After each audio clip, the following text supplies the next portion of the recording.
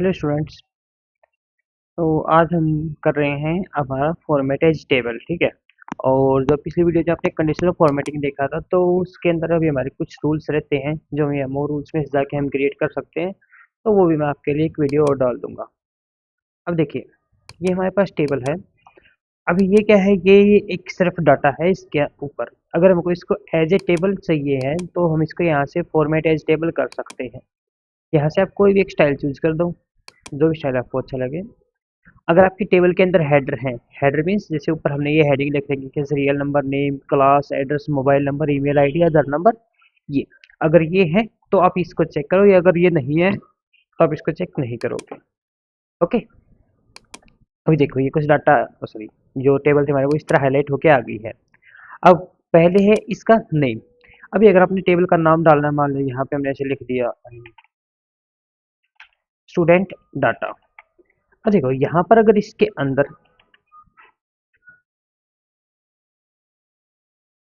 अगर मैं यहाँ पर स्पेस डालने की कोशिश करूंगा तो स्पेस नहीं आएगा। देखो यहाँ पर स्पेस डाल के अगर आप इसको करना चाहोगे तो नहीं होगा। तो आप क्या करोगे, यहाँ पर आप या तो अंडरस्कोर डाल लो या डैश डाल लो, कोई भी आप और कीवर्ड डाल लो तो ये काम करेगा। देखो अब आ गया। अगर आप इसकी जगह आप स्पेस डालोगे तो ये नहीं आएगा। ठीक है। अब इसके बाद है रिसाइज टेबल। मीन्स हमने टेबल को रिसाइज करना है। अच्छा, रिसाइज में क्या है, आप इसके अंदर रो ऐड कर सकते हो। रो या जो नीचे की साइड ऐड होंगी, और जो कॉलम्स आप लेफ्ट और राइट में ही ऐड कर सकते हो। देखो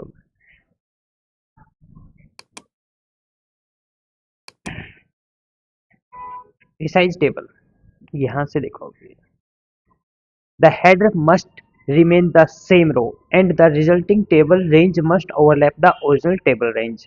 मीन्स आपको इन दो चीज़ों का ध्यान रखना है कि जो आपकी टेबल है, देखो ये, इस टेबल को जब भी आप एक्सटेंड करोगे तो इस टेबल आपकी जो भी अपने एरिया चूज करोगे उसके अंदर होनी चाहिए। ठीक है। और आप इसको लेफ्ट साइड एक्सटेंड करोगे या आप इसको राइट साइड एक्सटेंड करोगे या नीचे की साइड एक्सटेंड करोगे, बस। आप इसको ऊपर की साइड एक्सटेंड नहीं कर सकते। मीन्स अगर आप इसको इस तरह एक्सटेंड करना चाहो तो आप इसको एक्सटेंड नहीं कर सकते। रीजन देखो, क्योंकि ये हमारी, इससे जो हमारा हेडर रो है हमारी, इससे ऊपर एक ब्लैंक रो है, तो इससे ऊपर हम एक्सटेंड नहीं कर सकते टेबल्स को। तो हम क्या करेंगे, देखो, अगर आपको इसमें से कुछ डाटा रिमूव करना है टेबल में से, इस टेबल में नहीं चाहिए हो, तो उसका वैसे साइड में भी रख सकते हो। ओके करो, देखो ये टेबल लेफ्ट साइड में एक्सटेंड हो गई और राइट में से ये रिमूव हो गया। ठीक है। अगेन हम टेबल को सेम कर लेंगे।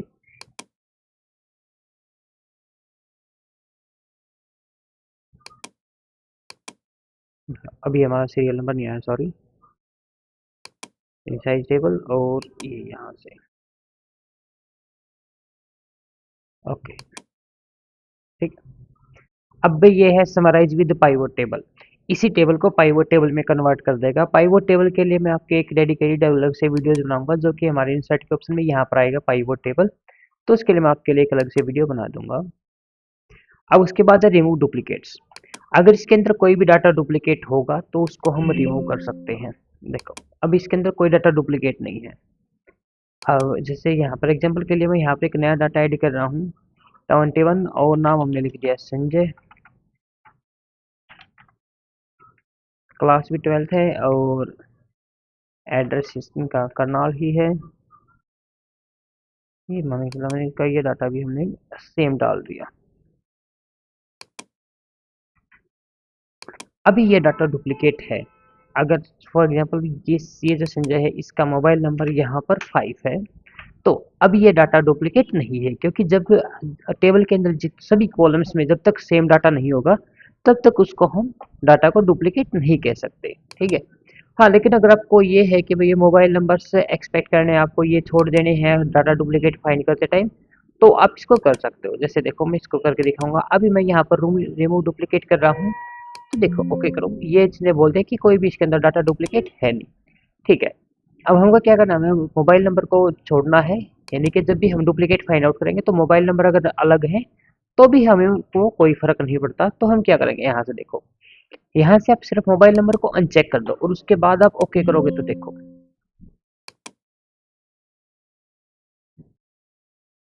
अभी मना कर रहा है। तो मोबाइल नंबर के साथ आपने यहाँ पे देखा हो तो जो इसका सीरियल नंबर है वो भी अलग है।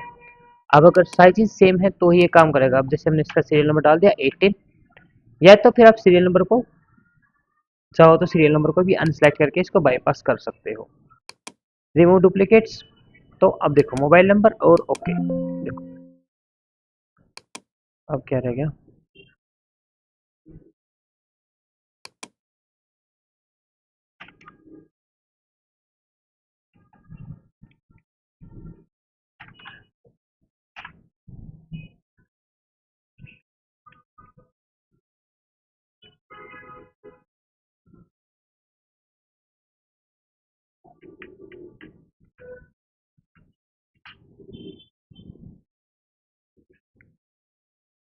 हमें भी ये डाटा, ओ सीट, सॉरी। देखो हमें सिर्फ मोबाइल नंबर को बाईपास करना है, तो उसके लिए रिमूव डुप्लीकेट्स और मोबाइल नंबर जो है ये इसमें मायने नहीं रखता, जिनको हम सेलेक्ट कर देंगे वो अप्लाई नहीं होंगे। देखो अब यहाँ पे इन्होंने बोल दिया एक डुप्लीकेट वैल्यू जो वो रिमूव हो गई, और जो 20 यूनिक वैल्यूज है वो इसके अंदर है, ठीक है। अब उसका रिमूव होने का रीजन क्या था, जो मोबाइल नंबर था वो अलग था, बाकी सारी चीजें सेम होने की वजह से वो डाटा डुप्लीकेट था।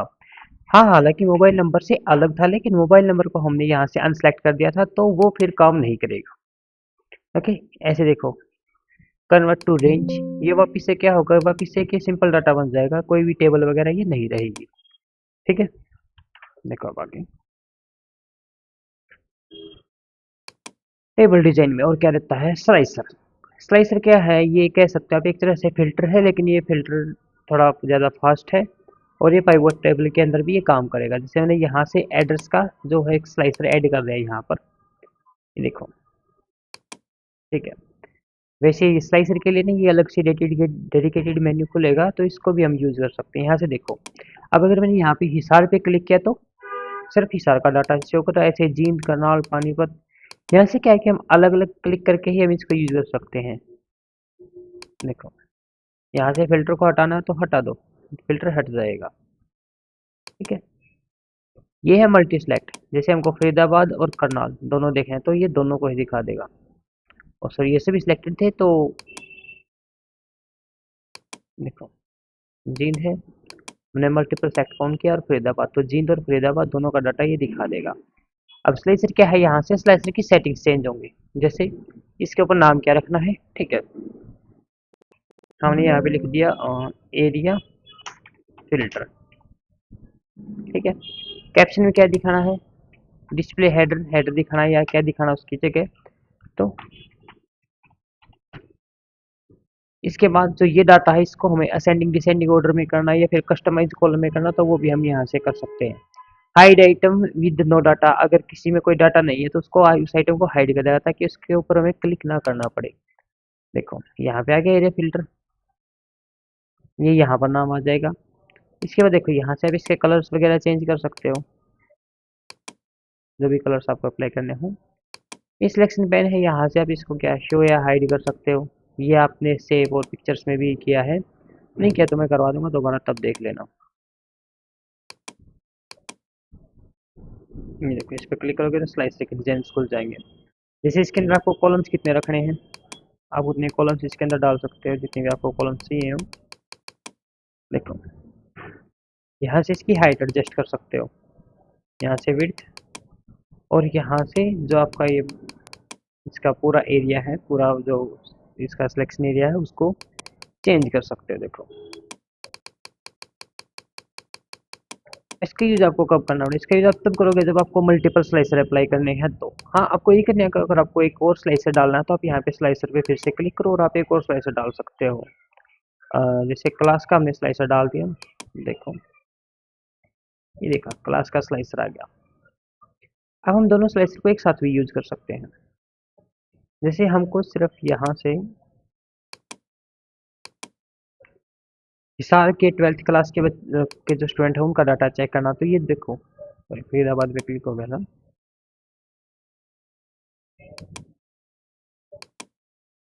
देखो हिसार 12th आ गया, हिसार का 10th, ये देखो यहाँ से 11th में कोई भी डाटा नहीं है ना, तो ये यहाँ से देखो अब देखो कि तो एक तरह से डिसेबल दिखा रहा है इसको। और जो मैंने यहाँ पर आपको स्लाइसर की सेटिंग में बताया था, जैसे ये आपका क्वेश्चन था hide item with no data, अगर किसी में कोई डाटा नहीं होगा तो उसको हाइड कर देगा। देखो ठीक है, इस तरह से आप मल्टीपल फिल्टर अप्लाई कर सकते हो। डिलीट करना है तो फिल्टर को चूज सॉरी स्लाइसर को सिलेक्ट करो और डिलीट दबा दो, आपका स्लाइसर डिलीट हो जाएगा। देखिए अब इनको रिमूव करना तो यहाँ पर जाओ और इसको यहाँ से क्लियर कर दो फिल्टर्स को। ये जो स्लाइसर आपका एक तरह से फिल्टर का ही काम करता है। ये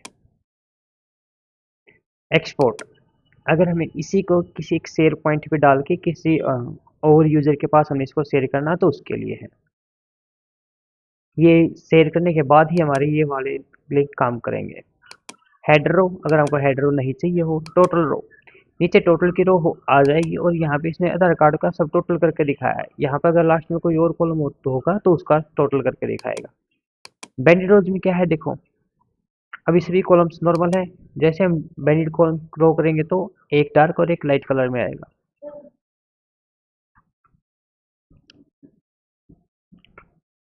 ऐसे अगर आपको फर्स्ट कॉलम को हाईलाइट करना हो, लास्ट कॉलम को, या फिर बैंडेड कॉलम्स, देखो ये कॉलम्स में एक में डार्क कलर आ जाएगा और एक में लाइट कलर आ जाएगा। फिल्टर बटन्स, ये ऊपर वाले बटन हटाने हैं या नहीं रखने हैं। देखो यहाँ से आप वही जो टेबल स्टाइल आपने पीछे चूज करे थे वो यहाँ से आप चेंज कर सकते हो। देखिए ठीक है, ये हो गया आपका टेबल डिजाइन कंप्लीट। अब इसके बाद देखो, अगर आपको कोई अपना टेबल स्टाइल डिजाइन करना है तो आप यहाँ से डिजाइन कर सकते हो। देखो कहीं पे क्लिक करो, यहाँ से न्यू टेबल स्टाइल पर जाओ, यहाँ से देखो फर्स्ट ऑफ ऑल आपने स्टाइल का नाम क्या देना है, यहाँ पे आपने लिख दिया माई स्टाइल फॉर टेबल। अब टेबल का कौन सा एलिमेंट आपको फॉर्मेट करना है, देखो होल टेबल फॉर्मेट, पूरी की पूरी टेबल का फॉर्मेशन। जैसे बॉर्डर चाहिए है, आउटलाइन बॉर्डर चाहिए, इनसाइड बॉर्डर चाहिए है, तो वो बॉर्डर आप चूज कर सकते हो। बॉर्डर का कलर यहाँ से चूज कर सकते हो, जैसे मैंने येलो कलर चूज कर दिया था कि दिख जाए अलग से, या फिर जैसे हमने ब्लू कलर चूज कर लिया टेबल के बॉर्डर के लिए। ठीक है, देखिए बात यहाँ से पूरी टेबल का स्टाइल डालते हैं। पहले फॉन्ट स्टाइल कौन सा रखना है, बोल्ड इटैलिक रखना है। फिल क्या करना है, बैकग्राउंड में हमें यहाँ से ये ऑरेंज कलर अपना फिल करना है, सॉरी पीच कलर है ये हमको फिल करना है इसके अंदर। ठीक है, उसके बाद first column strip, first column के अंदर कितनी स्ट्रिप हमने रखनी है, दो, और उनको फॉर्मेट कैसे करना है। अगर फर्स्ट कॉलम हम हाईलाइट करते हैं, जो भी आपने देखा था हमने first column last column choose किया था, वहां से अगर हम फर्स्ट कॉलम पे क्लिक करते हैं तो ये इसका कलर, ये थोड़ा जो डार्क पीच कलर है ये आ जाना चाहिए। इसके बाद सेकंड कॉलम स्ट्रिप, स्ट्रिप कितने की रखनी है, दो दो की, इसको फॉर्मेट करेंगे। जैसे हमने बैंडेड कॉलम्स किया था तो ये उसके लिए होगा। देखो और बैंडेड कॉलम्स के लिए हमने कलर चूज कर दिया सेकेंडरी कलर की। देखो अब पहले दो में पीच, फिर दो में ये ब्लू कलर आएगा। फर्स्ट रो स्ट्रिप, अब की बार हमें क्या करना है, हमें क्यों ये रो स्ट्रिप फॉर्मेट करनी है, तो फॉर्मेट और स्ट्रिप को फॉर्मेट करेंगे। जैसे हमको ऊपर हम ग्रीन कलर ले रहे हैं और सिंगल रो में, ठीक है देखो ये आ गया। सेकेंड रो स्ट्रिप, इसके लिए हमने कलर कलर यूज किया है मस्टर्ड कलर, देखो ये इस तरह से। लास्ट कॉलम, लास्ट कॉलम में किस तरह फॉर्मेट करना है, उसके बॉर्डर में क्या डालना है, बॉर्डर डालना है या नहीं, क्या देखिए फिल। लास्ट लाइन को यहाँ से जब आपको एकदम से अपोजिट कलर से वजह से ले रहा हूँ ताकि जब हम इसको फॉर्मेट करें तो आपको समझ में आ जाए। इस तरह से फर्स्ट कॉलम, हेड रो, टोटल रो, आप इनको भी अलग अलग फॉर्मेट कर सकते हैं। ओके करो और ये फॉर्मेट आपका सेव हो जाएगा।